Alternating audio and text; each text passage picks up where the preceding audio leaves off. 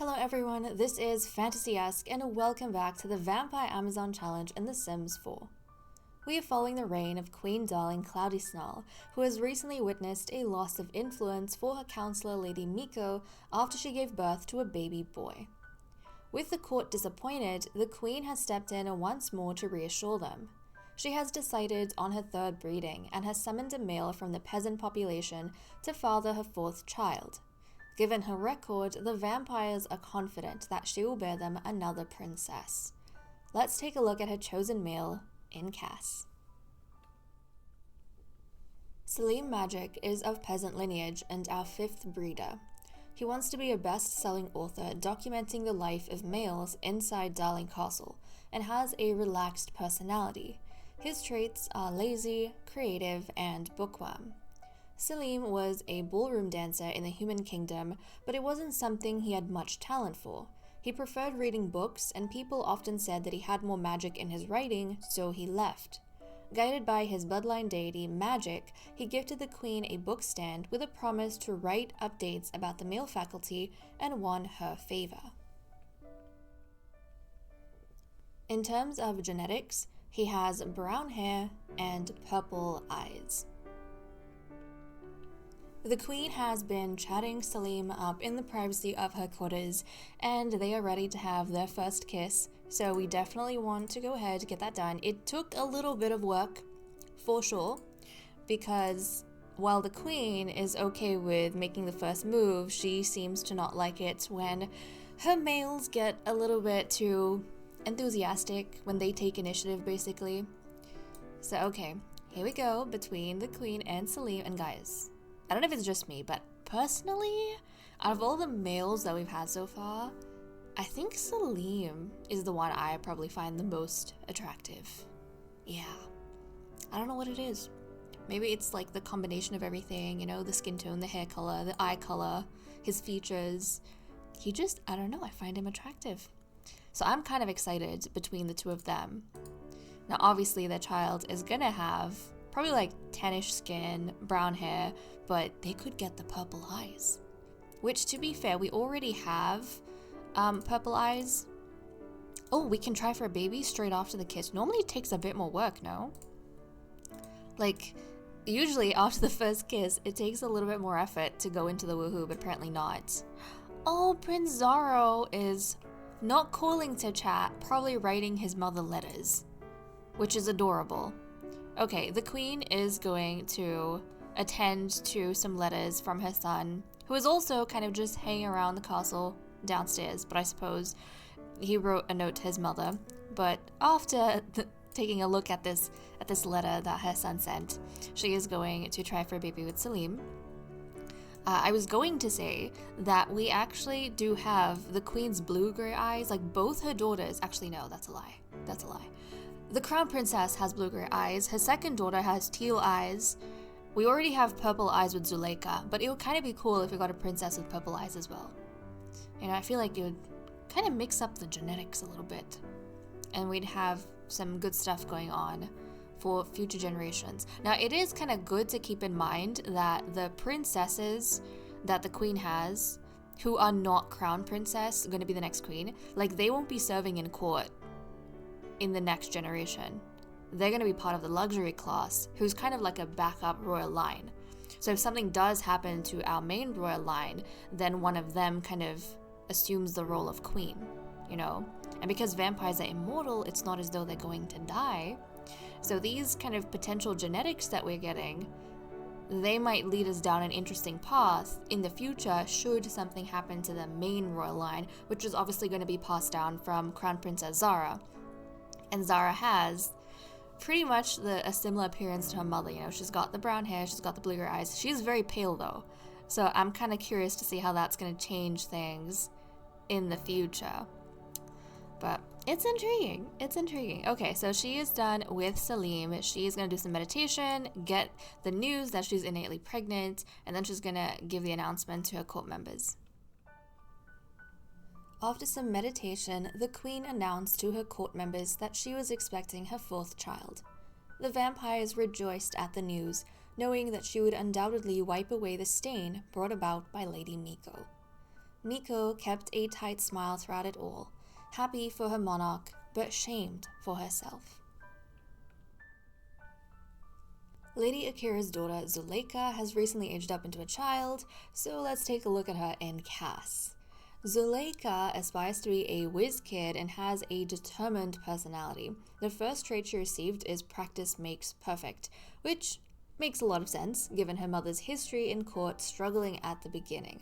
I feel like it would be impressed upon her that life in the castle requires effort and persistence, and this is something that would be reinforced by her mother at every chance. Something else I did pick up about the girls that I missed beforehand: Zara dislikes argumentative sims, which I can totally see because she's very privileged. Zuleka dislikes emotional decision makers, and that tells me she already has some awareness of Lady Miko and probably doesn't like her.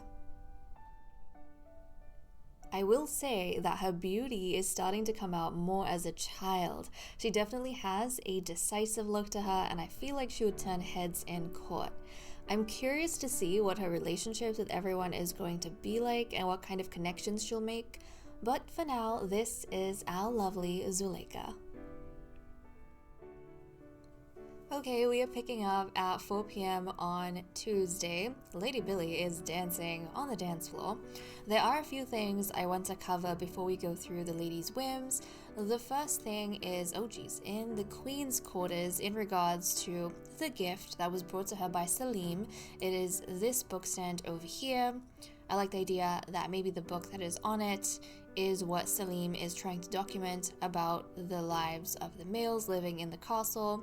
So the Queen will have access to kind of regular updates through this book that Salim is going to be making. And that way she'll be able to kind of off camera, keep track of all the males within her court. There is that. The second thing is about the Queen's pregnancy, and she is actually in her second trimester, guys, at this point. I have been playing a little bit off camera, forgive me. So she's a little bit further along in terms of her due date. She's due on Thursday at 11 a.m. So yeah, that 11 has popped up once more, which I find very, very funny. Maybe the Vampyres consider 11 to be like an auspicious number, and somehow they end up coordinating all of their breedings so that the baby's born on the 11th hour. So I find that quite fascinating. The third thing is actually in relation to the sword fights that have been going on. So while I was playing off camera, it wasn't entirely just me playing off camera, it was me trying to record. But I was having a lot of difficulty because I kept being interrupted in my storytelling by the sword fighting, and I had to keep, tearing them apart and bringing them inside to the point where I got really frustrated, and I have decided that I will no longer be stopping the ladies from choosing to fight outdoors in the daytime under the sun if they want to. I think this will add a little bit of spiciness maybe to the series, an added element of danger, because it makes sense that the vampiric court is very dangerous, very sly, and part of navigating that court is having the smarts to not be coerced into fighting a vampiress outside in the sun. And not to be manipulated by someone like Lily into actually engaging in a sword fight when you could potentially burn and die. And I think it is going to be way more interesting and fascinating if the ladies are from time to time putting themselves at risk like that. So I am no longer going to be stopping the sword fights. The only time I might interrupt is if I'm trying to go through a whim and I need them to be indoors. Obviously, at that point in time, they're going to be the main character I'll be focusing on, so I'm going to try and save their life. But anything that happens around me at this point, I'm just going to let happen. So with all of that established, let's go ahead and see what everyone wishes to do. Now, Billy wants to play some card games. I will therefore get them all gathered over here. So, okay, she wants to invite Zuleka. And then we'll have Miko. And hold on a second. She has, what is her relationship with Lily and Akira? Because it looks as though she's got the same amount with them. Are they maxed out? Because that would be wild. She's got 100 with Akira and 99 with Lily. Okay, that means Lily is going to come to the cards table. So it's going to be Zuleka, Miko, and Lily. because I like to give priority to Sims who have like a lower relationship, because this is a chance for them to build that up. But I imagine that Billy is probably wanting to take advantage of the fact that she is kind of the one important counselor that has the Queen's ear. Her status has kind of gone up, things have changed after Miko had a baby boy, and maybe she's wanting to kind of flaunt some of that. I could totally see Billy wanting to flaunt that with other members of the court, with Lady Lily, with Miko, with Zulea, who has just come in. And Akira already kind of, is aware of all of this, and I'm sure she and Billy have been talking anyway, so she doesn't mind that she wasn't necessarily called to the table. Now it seems as though Billy, she's sitting here having a lot of fun. Lily apparently has come running to the table to listen to Billy brag all about how she's influential. Even though Miko was invited, I feel like Miko is feeling very uncomfortable by this whole situation. Obviously, she feels guilty. Obviously, even though it's not a fault, even though it was out of her control, so obviously she's feeling these things. She, I think, is a bit frozen. She's unable to walk away. She's unable to kind of engage either. It's like whatever she does, people are going to talk about her, and it's really a sad reality. But at the end of the day, she still has this like title of counselor. It's this baggage, it's this weight that she has and she can't escape from. So running away from social situations isn't exactly going to be helpful to her. But she didn't take part in the game, guys. She listened, she didn't walk away because maybe she thought that would encourage them even more and prove that she's weak. But she couldn't bring herself to kind of sit at the table and take part. Miko, meanwhile, wants to chat with Lady Lily. Now, I know Lily has a good compatibility with all of the other ladies in court, including Miko. But I'm a little bit worried if Miko is wanting to become friends with Lily, because we know that Lily has already told Billy that she's on Billy's camp, or she's an ally of Billy, like she's on that side of the story. So it would be very insincere of Lily to suddenly be oh my goodness, are you kidding me? Even the acolytes are showing attitude to Miko now? No acolyte has had the guts to talk to any of the ladies like this. Now even the acolytes, because they worship the vampires, but now even the acolytes are speaking up against Miko. Guys, this is a whole new low. But she's gonna find Lily.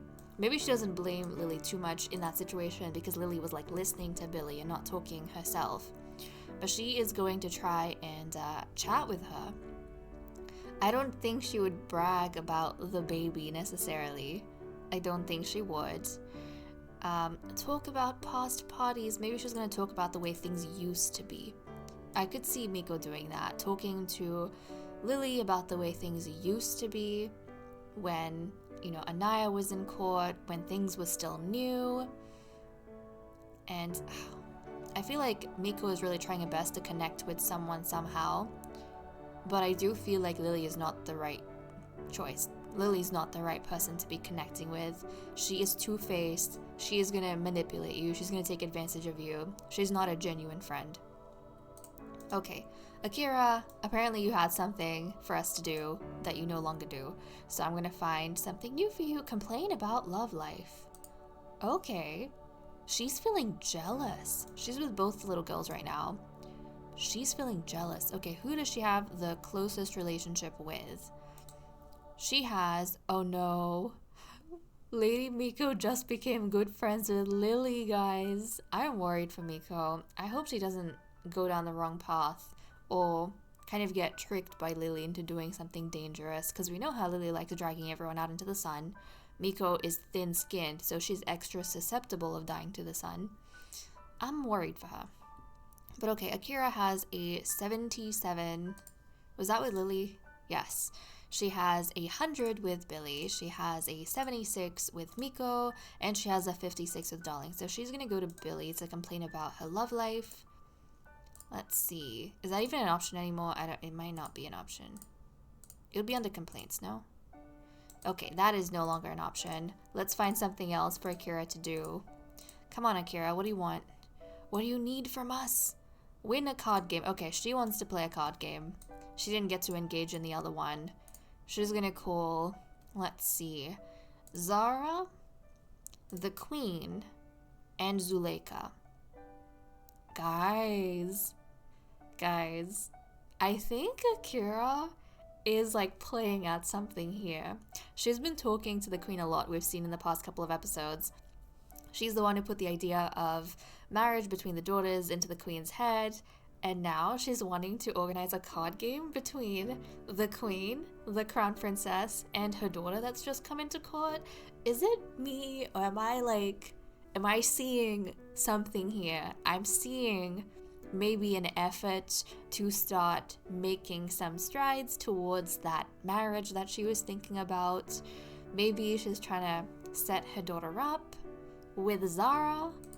I don't know, guys, but I'm noticing something. So she is gonna settle down over here. I wonder who's gonna come in. So the Queen is definitely, yep, engaging. So is Zuleka. Zara typically has a lot of attitude, but I feel like she's never turned away from a game at the cards table. I love this though. I love the way this is panning out, because I can totally see Akira talking to the Queen, trying to set up their daughters, maybe putting the idea in the Queen's mind. And see, this is what I was talking about. Zara has a bit of an attitude. She doesn't necessarily like being told what to do. So she has walked away from the table almost immediately. Maybe Zara, there are times when she has to obviously kind of listen when called, or she has to say hello or acknowledge the older vampires, but she doesn't really like listening to anyone. She's not like her brother. I feel like Zoro, he's just a very sweet kid, and he likes spending time with the ladies, whereas Zara, no, she likes it when people revolve around her, but she doesn't want it to be like a group thing necessarily, you know, because it's not all about her. So I don't know, and I feel like there are times when, I don't know if I'm imagining this, but I feel like Zara throws a tantrum or shows attitude because she wants people's attention to be on her all the time. So this might be kind of a good way for Akira to also kind of make an introduction for her daughter Zuleka to the Queen, like in this environment, and also to kind of see if there's any bit of chemistry between Zara and Zuleka, or how they get along well as friends, so that when they're older, who knows, she might be setting into motion basically the pieces needed for them to potentially end up together. You know, look, the new breeder, Salim, he's come over to visit. How exciting. But this whim should be done, so there we go. Lily, meanwhile, is out here in a sword fight with Miko. Is she the one stinking, or is that Miko? I think Miko's stinking. Miko's in bad shape. She wants to share ideas, so let's see who she's closest to. She's got a 77 with Akira, she has a 59 with the Queen, a 100 with Billy, and a 64 with Miko. So yeah, like I said, guys, she is 100% on Billy's camp. If she spends time with Miko, is friendly with Miko, and Miko finds some sense of companionship from her, that is false, because she has clearly told Billy that she's not on Miko's side. She's basically, I think, playing at two ends here. She's not sitting on the fence. She's being two-faced over here. So she's gonna go to Billy. Oh geez, Billy, stop walking. She's gonna try and share ideas with Billy. That would be under what? Is it Deep Thoughts? Yeah, I think it's Deep Thoughts. So she's gonna share her brilliant ideas with Billy. I feel like a lot of this is definitely Lily trying to get in to Billy's close knit circle that consists of basically her and Akira, because her and Akira are equals. I think essentially that's what's happening over here. She is trying to somehow be one of the confidants to basically the most influential vampire aside from the Queen. In terms of influence though, Billy and Akira are equal to each other. Miko and Lily are equal to each other. Miko and Lily have 1, Billy and Akira have 2. So I think Lily kind of wants what Akira has. and she kind of wants to be an important person in court by being close to someone as important as Billy. So she's definitely scheming, as she usually does. Meanwhile, Queen Darling wants to kiss someone. Obviously, that someone is going to be Billy. So she's going to find Billy, and she is going to get real romantic with her. So let's go ahead. Oh, kiss in the rain. It's nighttime, so this is completely safe. But let's go kiss in the rain. That's going to be cute. That's going to be cute. Although, guys, I don't know about you. Personally, I don't think I see... Oh, Lady Billy likes physical intimacy. Okay. I don't think I see this relationship as sweet as I would have before that incident where the Queen woke Billy up and Billy got irritated. Because before that point, I kind of thought they were equally, more or less, falling in love with each other. But after that point, I started realizing that maybe the Queen is taking advantage of Billy in a way. And when I say this, I'm referring to the fact that the Queen, as a monarch, has this power, and she has this way of living which involves everyone else revolving around her, right? Everyone else basically walking on her tune. And she is not compromising that for anyone, even for Billy, despite the fact that Billy is supposed to be the most important person to her, now romantically as well. So I feel like this role that she has as queen, it kind of bleeds into every part of her life in terms of the way she maybe behaves with her children. It's also bleeding into her relationship with Billy. And I don't know if Darling herself is aware of how she can... Is that Anaya? Yeah, I don't think Darling is aware of how she might be able to balance that. And there are times when she basically puts her own needs before Billy's, and she expects Billy to kind of be up and running when Darling wants it, or when Darling expects it of her. And in that sort of relationship, it becomes unequal. And I think Billy is going to start to realize that maybe being with the Queen isn't the same as being with another lady, and is not quite as romantic as she might have imagined. But I can also see Billy kind of holding on to her intimacy with the Queen as a tool to basically keep her standing in court, to keep the importance that she has. So I feel like Billy's ambitious enough and smart enough to know the Queen is attached to her in that way, romantically, and I can see her not giving that up. But in terms of whether or not they should be together or whether or not they belong together, I feel like this relationship is very one-sided, and I don't think it's something that is balanced in the long term. If they're looking for happiness, basically. They can use each other, but I don't know if they'll be happy with each other. But it is so cool that we are seeing Anaya for the first time since this poor thing has died. I have off-camera seen her ghost floating around a few times, but I have never managed to capture her on camera. But finally, guys, Anaya is visiting us. Maybe all of those times when Lily kind of spent in front of her urn have paid off a little bit, and she is well and truly curious about what is happening in the castle. And look, here comes Miko again, but I think Anaya is curious about what's going on in the castle, so she came for a little visit. But yeah, that's kind of... Oh, what is she doing? Is she haunting? I was gonna say, that's what we have going on in the castle, but yeah, she's haunting. She's definitely haunting. After a tiring day at court, making the political moves needed to pave the way for their futures, the Queen and her ladies went hunting for acolyte blood. They replenished their thirst and honed their vampiric powers under the cover of night, all while the Queen's belly continued to grow. And with that said and done, I'll leave off here. Thank you so much for watching. I hope you enjoyed, and I'll see you all next time. Bye-bye.